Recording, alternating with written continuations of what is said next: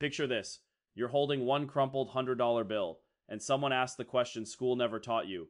Could that 100 actually become 1,000, 10,000, maybe even $100,000, sitting untouched for years while your life just happens around it?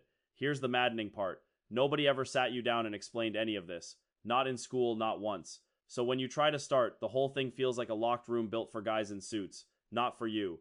That fear alone stops most beginners cold. Now here's the part that matters. Investing is what made me a multimillionaire. And guess what I started with?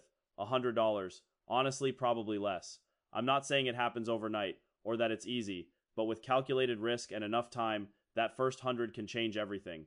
Today I'm walking you through 8 ways to put that $100 to work, and I want you to picture them like rungs on a ladder. The bottom rung barely moves. Climb higher, and the risk gets real, but so does the reward. And trust me, rung 8 is nothing like rung 1. And I'm not just going to talk theory at you, I'm putting real money on the line. $100 into every single one of these 8 options, live, right in front of you, so you can watch exactly how the accounts get opened, exactly what buttons get clicked, and exactly where your own $100 would go if you did the same thing tonight. Before we even get to the list, if anyone ever asks how to invest their first $100, my honest answer is invest it in yourself first. Books, skills, anything that makes you more valuable. Now, full disclosure, I'm a businessman, not a licensed financial advisor. Everything here is just what's actually worked for me, and I'm not selling you a single thing at the end of this. Alright, first rung on the ladder, the high interest savings account.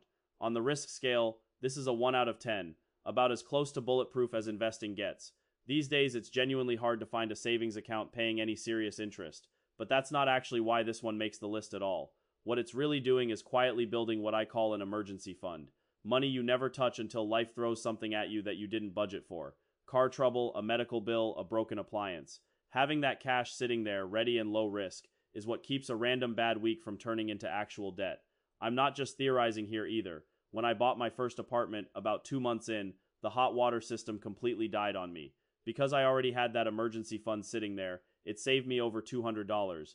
I never had to touch a payday loan or scramble for last-minute credit just to fix something that broke on its own schedule, not mine. So when I'm hunting for the actual account, I'm looking for 2 things only: a decent interest rate and instant access to my own money if I need it fast. 3 banks consistently show up at the top of that list: Ally Bank, Marcus by Goldman Sachs, and Citibank. All 3 have built a real reputation for competing on rate instead of hiding behind fine print. Personally, I bank with Marcus by Goldman Sachs, and right now their rate sits at 0.7%. Not exciting by any stretch, but currently one of the better numbers out there. So that's rung 1 done. $100 deposited, sitting safe, earning a little, and ready the second an emergency actually shows up at my door. Rung 2 gold. The original safe haven, and I'll rate it a 2 out of 10 on the risk scale. 1 step up the ladder, still about as steady as it gets. People have trusted this metal for thousands of years, long before banks, before stock markets, before any of the systems we now take completely for granted. Here's the number that should actually bother you. Since the Federal Reserve was created in 1913, the US dollar has lost 95% of its value. 95%. You think cash sitting quietly in your account is the safe move. It isn't. It's leaking value every single year, whether you're watching it happen or not. Put it another way, a $100 nugget of gold back in the year 2000 would be worth roughly $580 today. The metal itself didn't change one bit. It's the exact same weight, the exact same nugget. What changed is how much your dollar is actually worth and how much of that gold it can still buy you. So if it's this steady, why isn't it a 1 out of 10 instead of a 2? Because of opportunity cost. Every dollar you park in gold to protect it is a dollar that isn't out there growing somewhere faster. Gold protects what you already have. It just doesn't multiply it, and that gap is its own quiet kind of risk. Now here's a mistake beginners make constantly. Walk into a jewelry store or a coin shop and buy physical gold, and you're almost always paying a markup. The seller has to make their own profit on top of the metal's real price. Skip that entirely by buying gold through a broker app instead, where you're paying much closer to what the gold is actually worth.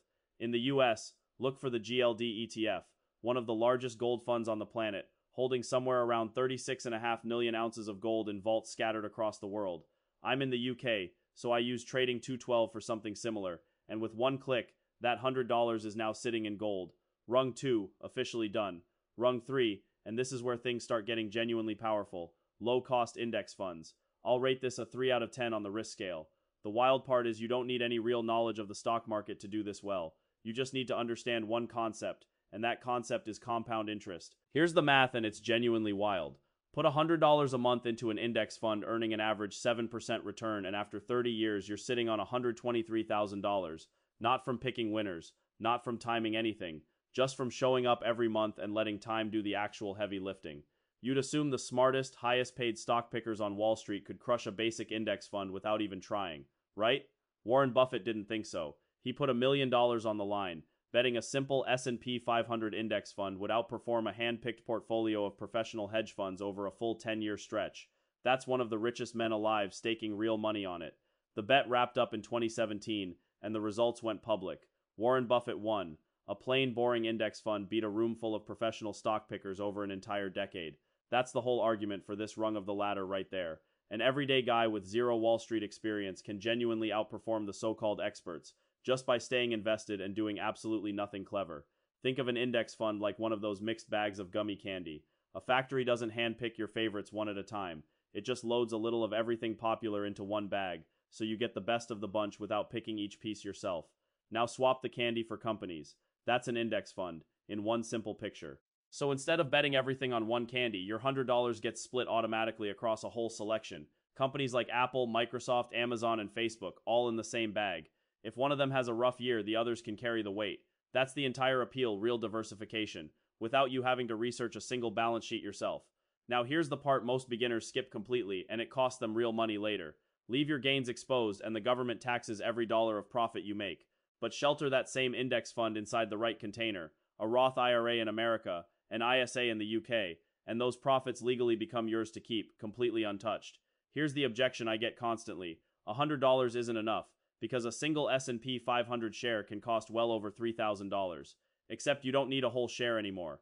Brokers like Fidelity, Charles Schwab, and Vanguard let you buy a fraction of one, so your $100 buys exactly as much of that company as the math allows. No more excuses. Rung 4, still holding steady at a 3 out of 10 on the risk scale. Real estate investment trusts, or REITs. This is how you get exposure to property, offices, apartments, hotels, without ever having to buy a building, manage a tenant, or fix a single leaking pipe yourself at 2 in the morning. Here's the simplest way to picture it. Imagine a friend collects $100 each from 3,000 different people. That's $300,000, enough to actually buy a property outright. He rents it out, and splits the income across every single person who chipped in. That's a REIT. Everyone benefits from owning real estate, and nobody had to buy a whole building alone. Equity REITs specifically own the big stuff. Office towers, shopping centers, apartment complexes, entire hotel chains, and they make their money the same simple way any landlord does, through rent. You're not managing any of it, you're just holding a slice of ownership. The same way one person might own the front door while someone else owns the windows, and together the whole building is covered. And by law, REITs have to pass 90% of all their profits straight back to investors, like a dividend, though they're taxed a little differently than regular stock gains. That's not a marketing gimmick, that's federal requirement. If this kind of straight talk about money is hitting different than the usual watered-down advice out there, subscribe. I put out exactly this kind of breakdown, regularly. For context, going into 2019, REIT funds had actually out-returned the S&P 500 over the previous 10 years, averaging around 10%. Vanguard's REIT fund specifically, ticker VGSLX, has averaged 12%, beating what the average individual real estate investor pulls off. I'm in the UK, so I use Trading 212 for a similar fund, and that's Rung 4, $100 in, done. Rung 5 is a different animal entirely, buying and reselling items. I'd put this around a 4 out of 10, though honestly the real risk depends entirely on how sharp you are at spotting a good deal. The upside here is you're investing in something you already understand, which, coming up, is exactly what almost got me burned in the stock market a few rungs from now. The trick with this rung is knowledge equals edge. If you already know what something's actually worth, you can spot a deal nobody else sees. Pokemon cards are a perfect example right now. Their value has been climbing fast, and if you've got real expertise in that world, that knowledge becomes an actual financial advantage that most people simply don't have. Just to show you how far that can go, Logan Paul once paid over $150,000 for a single rare Charizard card, one piece of cardboard. $150,000. That's an extreme example, sure, but it proves the point. When you actually know a market inside and out, you can spot value that everyone else walks straight past. So for my own $100, I went hunting on Facebook Marketplace and found a pre-owned model engine listed for £75, roughly $100.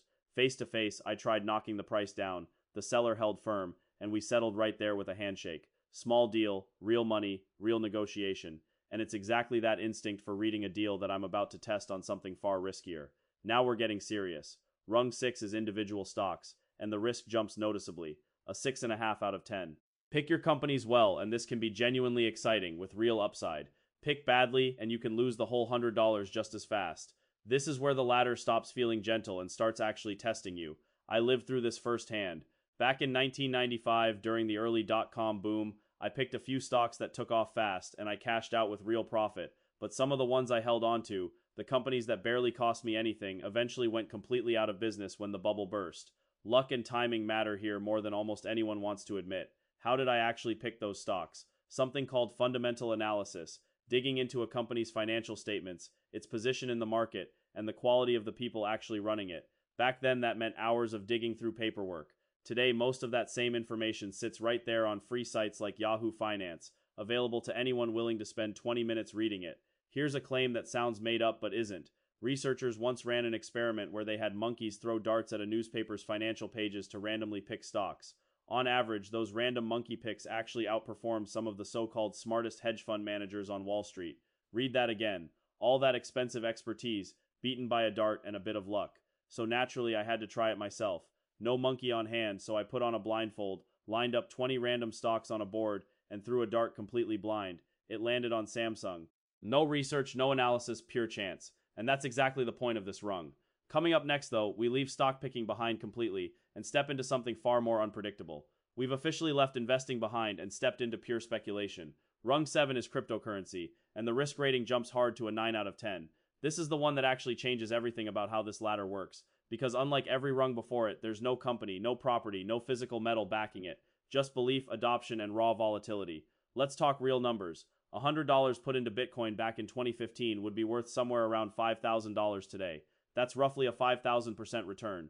Returns like that are basically unheard of anywhere else on this entire list. It's exactly why early Bitcoin investors became millionaires almost overnight, seemingly out of nowhere. But here's the flip side nobody posts about. Put that same $100 into Bitcoin in December 2017, right at its all-time high, and by December 2018 you'd have had less than $17 left. Same coin, same amount of money, completely opposite outcome, decided entirely by timing. That's the brutal honest truth about this rung of the ladder. Here's the part that makes Bitcoin different from every dollar sitting in your wallet. It runs on something called blockchain, a public ledger no bank, no government, and no single company controls. Nobody can print more of it to bail out a failing system somewhere. There's a hard permanent cap built directly into the code itself. That scarcity is exactly why so many people started calling it digital gold. Mark's take on crypto is blunt, and you should hear it clearly. This only makes sense with money you could watch disappear tomorrow and still sleep fine that night. Not your rent money. Not the emergency fund you built earlier in this list. The extra $100 sitting around after everything else is covered, that's the only cash that belongs anywhere near this kind of risk. So that's exactly what he does. He opens the most popular Bitcoin app around, Coinbase, taps in his $100 and hits confirm without hesitation. No charts open on a second monitor, no checking the price every hour like it's a heart monitor. He buys it, closes the app, and genuinely plans to forget the purchase exists for years to come. Now we arrive at investment number 8, and I want to be straight with you before we even start. This one sits at a full 10 out of 10 on the risk scale, the highest number on the entire list, and it is not something Mark recommends to a single person watching. But millions of people do it anyway, every year, so it earns its place here. Here's why it still deserves a spot on this list. 57% of all Americans buy at least one lottery ticket every single year without fail. That's not a fringe habit. That's more than half the country handing money to a machine built to keep almost all of it. The dream of an overnight fortune is powerful enough to override basic math for millions of otherwise sensible people. So let's look at the actual math they're overriding every time they buy in. The odds of hitting the jackpot sit at roughly 1 in 14 million, a number almost nobody can picture. That number is so large it barely means anything the first time you hear it, which is exactly the problem. Our brains were never built to process odds that small in any meaningful way. Let me put that 14 million into a picture you can actually hold on to for a second. You are roughly 4,000 times more likely to win an Academy Award than to win the lottery jackpot. Think about how few actors ever hold that statue, versus how many lottery winners exist across the entire country. If Hollywood success sounds like a long shot to you, the lotto isn't even in the same universe of long shot. So instead of only quoting statistics at you, Mark decided to run the actual experiment with real money on camera. He walks into a shop and buys 100 scratch cards, laying down the same $100 he invested in every single option before this one. No cherry picking the lucky ones. A full stack of 100, scratched one at a time, so you can see exactly what happens. To make it move faster, and honestly more fun to watch, He brings in his friend Curtis and turns it into a race. 50 cards each. First one to find the most money wins bragging rights for the day.